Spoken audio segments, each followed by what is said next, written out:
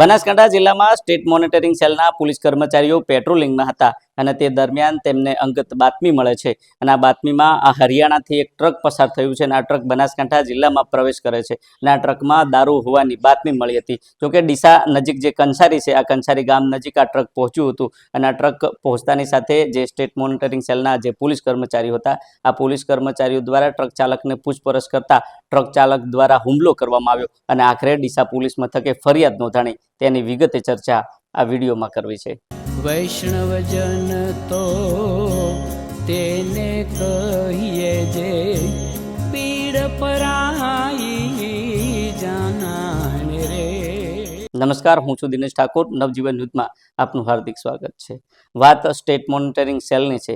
બનાસકાંઠા જિલ્લામાં state monitoring સેલના police કર્મચારીઓ પેટ્રોલિંગમાં હતા અને તે દરમિયાન તેમને બાતમી મળે છે અને આ બાતમીમાં જે હરિયાણાથી જે ટ્રક પસાર થઈ રહ્યું છે અને આ ટ્રક બનાસકાંઠા જિલ્લામાં આવી રહ્યું છે અને આ ટ્રકમાં દારૂ હોવાની અંગત બાતમી મળી હતી. જોકે ડીસાના કંસારી ગામ નજીક આ ટ્રક પહોંચ્યું હતું અને તે દરમિયાન સ્ટેટ મોનિટરિંગ સેલના મહિલા પીએસઆઈ અને પોલીસ કર્મચારી દ્વારા ટ્રક ચાલકને પૂછપરછ કરવામાં આવે છે અને તે દરમિયાન ટ્રક ચાલક દ્વારા પોલીસ પર હુમલો કરે છે અને આ હુમલામાં સ્ટેટ મોનિટરિંગ સેલના જે મહિલા પીએસઆઈ હતા અને એક પોલીસ કર્મચારી હતા તેમને ઈજાઓ થઈ. જોકે તેની સામે જે ટ્રક ચાલક હતો આ ટ્રક ચાલક પણ ઘાયલ થયો હતો અને આખરે આ જે ટ્રક ચાલક અને પોલીસ કર્મચારીઓને હોસ્પિટલ ખસેડ્યા હતા અને જે ડીસા તાલુકા પોલીસ મથકે છે આ ડીસા તાલુકા પોલીસ મથકે આ ટ્રક લાવવામાં આવ્યું હતું અને આ ટ્રકની તપાસ કરવામાં આવી હતી. જોકે જે તપાસ કરવામાં આવી ત્યારે આ ટ્રકમાંથી દારૂ નહોતો મળ્યો અને આખરે આ હુમલા અને ફરજ રૂકાવટ બાબતે ડીસા તાલુકા પોલીસ મથકે હરિયાણાના ટ્રક ચાલક વિરુદ્ધ ફરિયાદ નોંધાણી છે.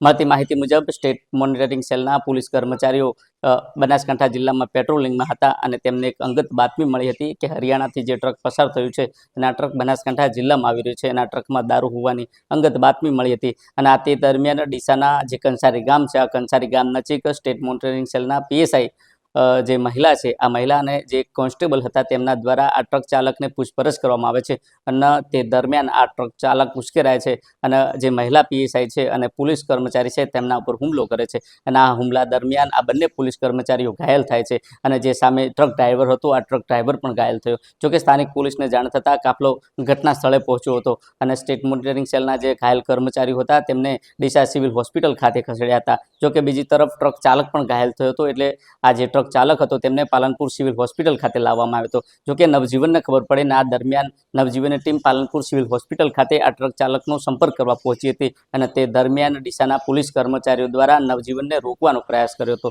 જોકે જે પાલનપુર જનરલ સિવિલ હોસ્પિટલના સિવિલ સુપ્રિન્ટેન્ડન્ટ છે તેમનો અમે ટેલિફોનિક સંપર્ક કર્યો હતો. તે દરમિયાન તેમને કહ્યું કે જે ટ્રક ચાલક છે તે પોતે પોતાની મરજીથી જો ઇન્ટરવ્યૂ આપવા માંગતો હોય તો તમે લઈ શકો છો.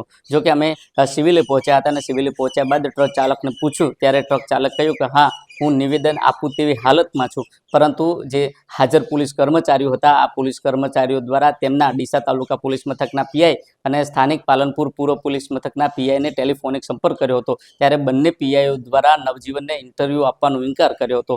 ત્યારે અમે એ પણ કહ્યું કે સાહેબ, જે ટ્રક ચાલક છે આ ટ્રક ચાલકની મરજીથી અમે લઈ રહ્યા છીએ, એમને આ જે નિવેદન છે નિવેદન તેમની ઈચ્છાથી તેઓ આપવા માંગે છે, પરંતુ ક્યાંક ને ક્યાંક પોલીસને કયા પ્રકારનો ડર હતો, કયા પ્રકારની બીક હતી તેને લઈને નવજીવનને રોકવાનો પ્રયાસ કર્યો અને આખરે તેમને ઇન્ટરવ્યૂ ન લેવા દીધું.